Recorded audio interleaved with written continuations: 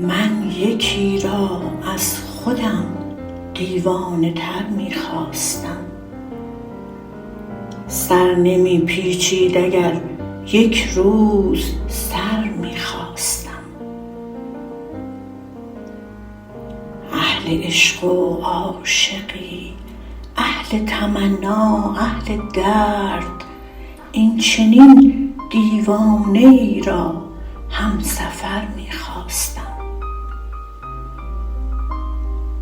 می نشستم روبرویش، روبرویم می نشست.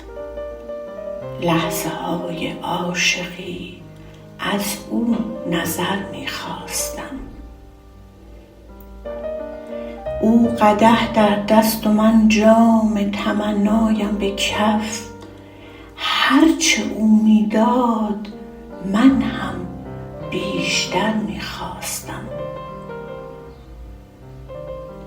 من کجا در می زدن، سودای خیامی کجا؟ من پی جامی دگر، جامی دگر می خواستم.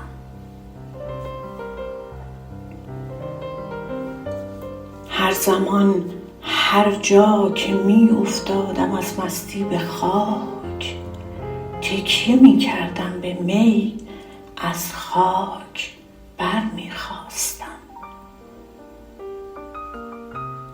بارها فرموده روزی خواستی از من بخواه.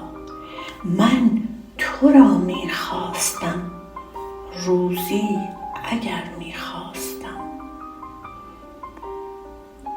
گوشه دنج و تو و یک جام می، قدری گناه، از خدا چیز زیادی را مگر می خواستم.